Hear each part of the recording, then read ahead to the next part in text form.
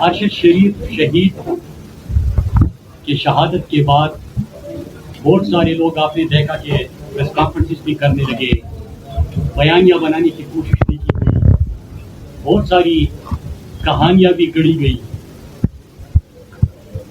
اور ہم نے فیصلہ کیا، خصوصاً میں نے فیصلہ کیا کہ جو ارشد شریف شہید کی والدہ محترمہ نے چیف جسٹس صاحب سے مطالبہ کیا ہے، جب اس مطالبے کے اوپر غور ہوگا اور کوئی عدالتی کمیشن بنے گا تو تمام حقائق، ثبوت اور 7 مہینے جو آخری تھے اس میں ارشد شریف صاحب کے اوپر کیا گزرا، کہاں سے دھمکیاں تھی، کس نوعیت کی تھی، اور جو بیزوں کے اوپر بات ہو رہی ہے، FIRs کے اوپر وہ بات ہو رہی ہے، یہ تمام حقائق اور ثبوت اور شواہد میرے پاس موجود ہے۔ اور میں چیف جسٹس صاحب جب ارشد بھائی کی والدہ کا جو مطالبہ ہے اس کے اوپر غور کریں گے تو میں خود وہاں پہ پیش ہوں گا اور تمام حقائق میں سامنے رکھوں گا۔ یہاں پہ ایک چیز میں بتاتا چلوں کہ جب ملاکنڈ اور سابقہ فاٹا میں ایک نئی کھیل کھیلی جا رہی تھی اور اس حوالے سے میں نے اپنے قوم کو اعتماد میں لیا، تو پھر اس کے بعد مجھے تھریٹس موصول نہیں ہوئے بلکہ رستے سے ہٹانے کی ہر ممکن کوشش کی گئی، لیکن اللہ نے جو رات آپ کی قبر میں لکھی ہو وہ قبر میں گزرتی ہے، اور جو آپ کی قبر میں نہ ہو تو دنیا کی کوئی طاقت آپ کو رستے سے نہیں ہٹا سکتی۔ تو میں یہاں پہ یہ بات اس لیے کرنے جا رہا ہوں کہ ملاکنڈ ڈویژن اور سابقہ فاٹا میں جو نئی کھیل کھیلی جا رہی تھی اور عوامی طاقت سے اس کو ہم نے مسترد کر دیا اور شکست دے دی، وہ تمام چیزیں اور ارشد بھائی کے حوالے سے تمام شواہد اور ثبوت، بھائی چھوڑ دیں میں بات کروں، وہ تمام چیزیں میں تحریر کر چکا ہوں، ثبوت اکٹھے کر کے اٹیسٹ کر کے میں 3 جگہوں پہ رکھ چکا ہوں۔ تو اگر جن کا آج بھی خیال ہے مجھے رستے سے ہٹانے کا، تو یہ جو آپ نے کیا ہے وہ کہانی ختم نہیں ہوگی میرے جانے سے، وہ کہانی کوئی اور میری زبانی آپ کے سامنے ضرور سنائے گا۔ اب میں آتا ہوں 2 سوال میں آج ارشد بھائی کے حوالے سے کرنے جا رہا ہوں، پھر جو کل خان صاحب کے حوالے سے ایک قاتلانہ حملہ اور خان صاحب کو شہید کرنے کے حوالے سے جو ایک پلاننگ تھی اس کے اوپر بات کروں گا۔ ارشد بھائی کے حوالے سے میں صرف 2 سوال آج رکھنا چاہتا ہوں، اور میں ریپیٹ کر دوں کہ تمام حقائق، تمام ثبوت، تمام دستاویزات، تمام چیزیں جب ارشد شہید کی والدہ کے مطالبے کے اوپر کمیشن بنے گا تو اس میں تمام چیزیں سامنے رکھوں گا۔ آج صرف 2 سوال چھوڑ کے جا رہا ہوں۔ FIRs جو ارشد بھائی کے اوپر ہوئے تھے اس کی کہانی بھی بہت لمبی ہے، لیکن میں سیدھا آتا ہوں آخری ملاقات جو ارشد شریف شہید کے گھر اسلام آباد کا ایک آفیسر بھیجا جاتا ہے، اور جو ارشد شریف کے نیچر کو جانتے ہیں کہ اگر آپ اسے دھمکی دیں گے اور آپ اسے للکاریں گے تو ارشد کا جواب کیا ہوگا، آپ تمام صحافی ہیں، آپ کو ان کا جواب کا مجھ سے بہتر اندازہ ہوگا۔ لیکن ان کے گھر جا کے ان کو بتایا جاتا ہے کہ یہ میں نہیں آیا آج یہاں پہ، جو گفتگو میں آپ سے کر رہا ہوں تو آپ یہ سمجھے کہ ٹاپ سے بات آئی ہوئی ہے، میں آپ کو کنوے کر رہا ہوں، اور جو آپ مجھے کہیں گے یہ ٹاپ تک جائے گی۔ یہ باتیں ہوتی ہے، ارشد کا جواب 2 ٹوک الفاظ میں چلا جاتا ہے، اور ارشد بھائی آخری الفاظ یہ ہوتے گئے اسی مقصد کے لیے آئے ہیں تو پھر نہ ہی سمجھے۔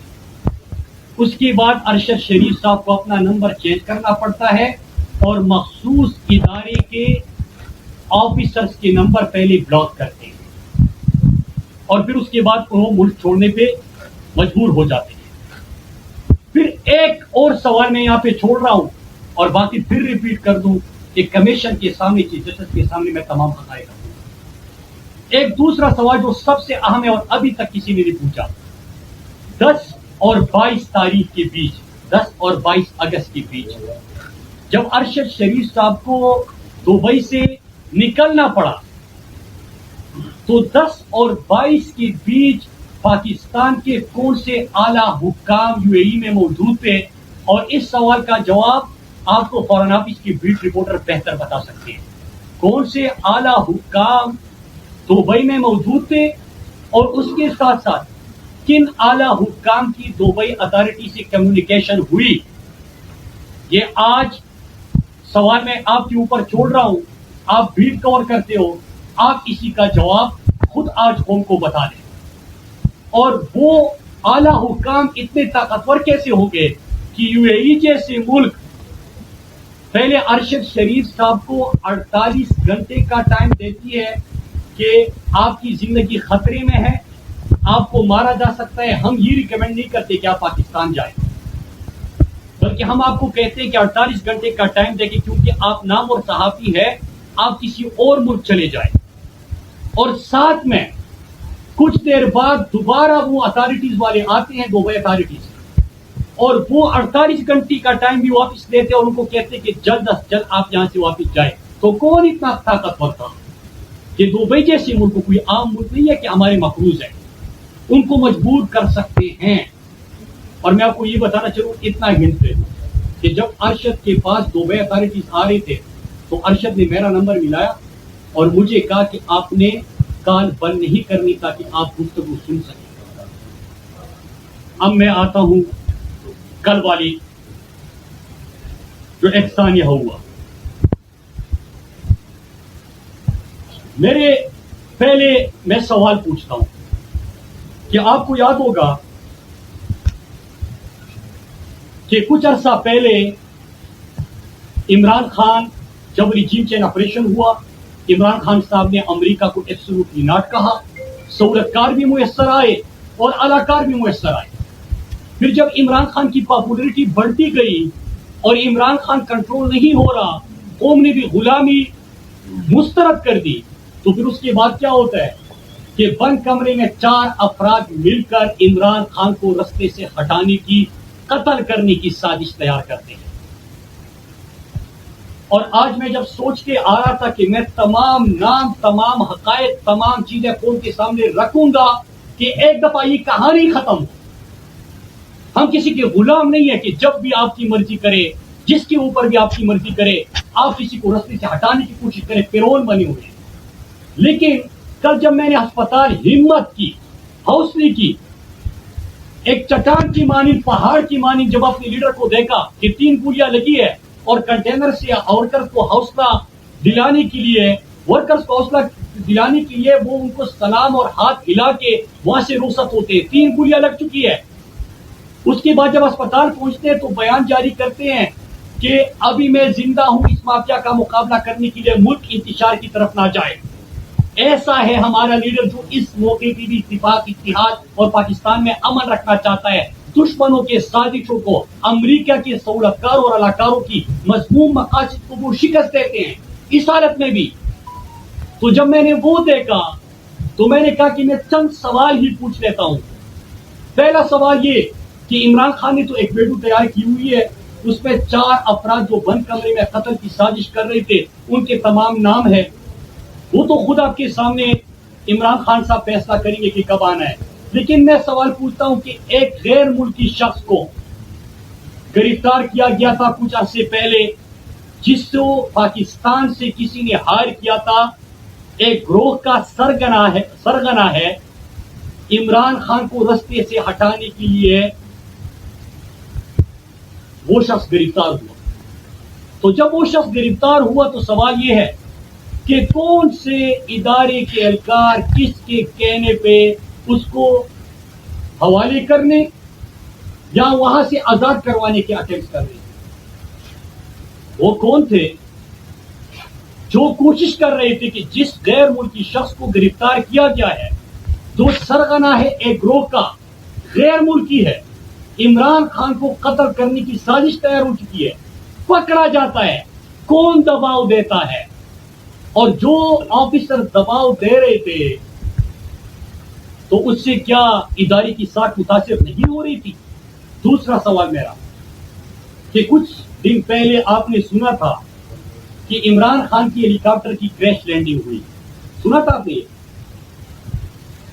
لیکن اس ہیلی کاپٹر میں ایندھن, فیول کہاں سے بھروایا کیا اور فیول ہیلی کاپٹرز میں بھروانے کا جو اتھارٹی ہے وہ کون ہے؟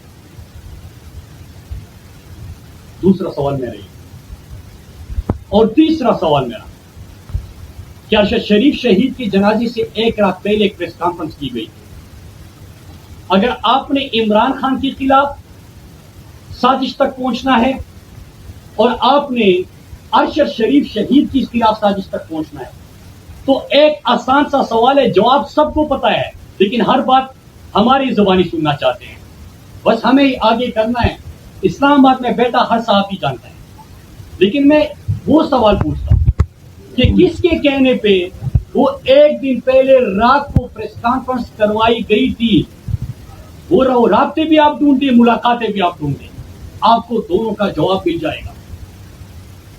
اور چوتھا سوال کہ جب ارشد شریف شہید کو شہید کیا گیا تو آدھے گھنٹے کے اندر کون تھا جو میڈیا چینلز کو فون کر کے اس کو ایک حادثہ اور پھر سٹوری بنا بنا کے وہ پیش کر کے لوگوں کے ساتھ واٹس ایپ پہ شیئر کر رہا تھا؟ اور وہی اسی طرح کل عمران خان صاحب پہ جب حملہ ہوتا ہے تو اسی طرح ایک بندے کی جو فائرنگ کر چکا ہے، جس کو گرفتار کیا گیا ہے، کون اتنے انفلوئنشل ہے کہ وہاں پہ اس کا بیان تیار کروا کے میڈیا چینلز پہ، ابھی میں آپ کو کے سامنے بیٹھا ہوں اور میں آپ کو لکھ کے دیتا ہوں، میری پریس کانفرنس اگر میں کچھ پارلیمنٹ میں تقریر کر رہا ہوتا ہوں ساری پریس کانفرنس چلی گی، یہ نہیں چلی. جب یہ سوال آپ پوچھتے ہیں یہ نہیں چلے گی، یہ نہیں چلاتے. لیکن ایک کرمنل جو فائرنگ کر چکا ہے اس کی ویڈیوز وہاں پہ کون تیار کرنے والا، اتنا انفلوئنشل کون تھا اور پھر اس کو چلانے والا کون تھا؟ اور اسی طرح جب ارشد شریف کو شہید کیا گیا تو آدھے گھنٹے میں وہ کون تھا جو میڈیا چینلز کو فون کر کر کے سٹوری بورڈ بنا کے پیش کر رہا تھا، واٹس ایپ کر رہا تھا، بیچ رہا تھا، انسٹرکٹ کر رہا تھا؟ ایک سوال میرا یہ تھا. اور آخر میں ایک سوال اور پوچھتا ہوں، پھر میں کچھ باتیں کر کے آپ سے اجازت چاہوں گا.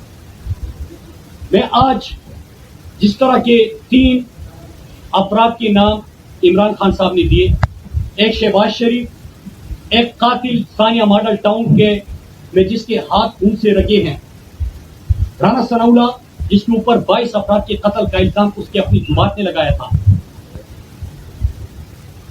وہ، اور تیسرا میجر جنرل فیصل. یہ 3 پوری طور پہ مستعفی ہو جائے. ان کے حوالے سے عمران خان صاحب کا کل آپ نے اسد عمر کی پریس کانفرنس سنی اور مطالبہ آیا. یہ ہمارا بھی مطالبہ ہے، لیکن میں اس سے پہلے ایک بات کرنا چاہتا ہوں کہ آج جس طرح پاکستانی قوم کے ذہنوں میں سوال ہے، اگر ایک شخص شہباز گل پر بھی جس قسم کا تشدد ہوا، اعظم سواتی 75 سالہ شخص پوتوں اور پوتیوں اور نواسوں کے سامنے اس کے ساتھ جو ہوا، اور پھر ابھی عمران خان کے اوپر جو قاتلانہ حملہ ہوا، اگر ایک شخص کا نام آ رہے تو اس سے کس کی ساتھ متاثر ہو رہی ہے؟ ہماری تو آواز بند کی جاتی ہے. جو بھی بندہ یہاں پہ بولتا ہے کہتے کہ رستے سے ہٹاؤ. یہ انسان تو ایسے لگ رہے ہیں کہ پتہ نہیں کوئی گاجر مولی ہے کہ اس کو مار دو، اس کو مار دو، اس کو مار دو، اس کو مار دو. کوئی اپنے امن کی بات کرے، ایک گیم ایکسپوز کر دے، مار دو. کوئی ارشد شریف شہید کے حوالے سے بات کرے، کہتے کہ مار دو. کوئی عمران خان کے قتل کے حوالے سے سوال اٹھائے، کہتے کہ مار دو. کتنوں کو مارو گے؟ 22 کروڑ کا ملک ہے، کتنوں کو مارو گے؟ تو اگر کوئی ادارے کی بدنامی کا سبب بن رہا ہے تو اس کو پوری طور پہ مستعفی ہونا چاہیے. اور میں اپنے تحریک انصاف کے کارکنان کو کہتا ہوں، پاکستانی قوم کو کہتا ہوں کہ کل کا جو حملہ تھا، کیونکہ جو ویڈیوز تیار کر کے پھر من پسند صحافیوں سے ایک واٹس ایپ گروپ بنایا ہوا ہے، کسی سے اس میں غلطی بھی ہو جاتی ہے ٹویٹ کرتے ہوئے، تو اس طرح کر کے یہ بیانیوں کی جنگ نہیں ہے کہ آپ بیانوں سے ان چیزوں کی توجہ ہٹا سکے. کل جس انداز سے فائرنگ ہوئی، فیصل جاوید کو جو گولی لگی، چٹا کو جو لگی، جو خان صاحب کے ساتھ تصویر تھے، خان صاحب کو قتل کرنے کی پوری کوشش کی گئی، اللہ نے بچا لیا. کل تو انہوں نے یہ سوچا تھا کہ 4-5 دن پاکستانی قوم شور مچائے گی اور پھر اس کے بعد جو ہے وہ حالات نارمل ہو جائیں گے. اس طرح نہیں ہے. اس وقت فیڈریشن کی وہ متحد کرنے کی ایک جماعت ہے، وہ تحریک انصاف ہے. اگر ہر صوبے میں کوئی پارٹی موجود ہے وہ تحریک انصاف ہے. اگر پختونخوا، پنجاب، بلوچستان، سندھ، گلگت بلتستان، آزاد کشمیر میں کوئی جماعت موجود ہے تو وہ تحریک انصاف ہے. 4 صوبوں میں جس کی حکومت ہے وہ تحریک انصاف ہے. تو اگر آپ ان کی اور مستعفی ہونا چاہیے. احتجاج ہمارا جاری رہے گا، تب تک جاری رہے گا جب تک ان لوگوں کو عہدوں سے نہیں ہٹایا جاتا. آخر میں اجازت چاہتے ہوئے آخر میں 5 سوال میں نے پوچھے عمران خان صاحب کے حوالے سے. اس کے جوابات آنے چاہیے. ہمارے پاس جوابات بھی ہیں. ارشد شریف شہید کے حوالے سے میں نے صرف 2 سوال پوچھے. سوال بھی بہت ہے، شواہد بھی بہت ہے، دستاویز بھی بہت ہے. اور ارشد شریف کا کمال دیکھیے کہ وہ جب زندہ تھے، شہید تو ویسے بھی زندہ ہوتے ہیں، تو وہ ہر بات ثبوت کے ساتھ کرتے تھے اور کسی نے کبھی اس کے اوپر کوئی کوٹ نہیں کیا. جتنی دستاویزات وہ پیش کرتے تھے، لیکن جاتے جاتے وہ تمام دستاویز سامنے رکھ چکے ہیں جیسے اس کو ساری چیزوں کا پتا تھا. وہ نام بھی دے کے جا چکے ہیں. تو میں آج یہ بات اس لیے کر رہا ہوں کہ اور خان صاحب کی اگر تنبیہ نہ ہوتی تو شاید میں بہت کچھ کہہ دیتا، لیکن خان صاحب انتشار سے پاکستان کو بچانا چاہتے ہیں اور یہ ہمارا ملک ہے. میں سب کو یہ بتاتا چلوں کہ بس کرو یار. ایسے لوگ ہمارے سامنے کر دیتے ہیں جو کہ غداری کے اور بغاوت کے فتوے ہمارے اوپر صادر کرتے ہیں. یار اس ملک کے لیے ہمارے علاقوں کے 50 لاکھ لوگ بے گھر ہوئے تھے. میرے بھائی اور میری والدہ کو بھی گولی لگی تھی پاکستان کے امن کی خاطر. ہمارے پختونخوا میں کسی سے بھی پوچھے انہوں نے قربانی دی ہے پاکستان کے امن کی خاطر. خدا کے لیے یار یہ غداری اور بغاوت کے فتوے اپنے پاس رکھیں، یہ چورن مت بیچیں. اور وہ لوگ آپ ہمارے سامنے کر دیتے ہو جن کا سب کو پتہ ہے. تو ایک چیز ہے کہ آج میں نے تمام چیزیں اس لیے بتائی کہ میں نے 3 جگہوں پہ یہ تمام ارشد بھائی کی تمام ڈیٹیلز جو میرے حوالے امانت دے کے اور مقروض کر کے وہ میرے پاس ہے. چیف جسٹس صاحب سے مطالبہ ہے کہ اس کے اوپر وہ ان کی والدہ کی خواہش کے مطابق تحقیقات کا آغاز کریں اور انشاءاللہ میں اس میں خود پیش ہوں گا. اور جو میں نے عمران خان صاحب کے حوالے سے جو قتل کی سازش کی ہوئی، جو ہیلی کاپٹر میں فیول، پھر ایک بیرون ملک کے شخص کو گرفتار کیا گیا، بند کمرے میں وہ 4 افراد کے قتل کی سازش کی، اور اس کے ساتھ ساتھ میں نے جو میڈیا کو کس طرح ایک کرمنل کی ویڈیوز تیار کر کے چلانے کی کوشش کی گئی، نیریٹو بنا دیا گیا. اگر اس کے حوالے سے بھی چیف جسٹس صاحب کچھ کرتے ہیں تو میں وسط احترام حاضر بھی ہوں گا اور جواب بھی دوں گا، کیونکہ ہائیسٹ فورم وہی ہے اور انصاف کی توقع ان سے کی جاتی ہے.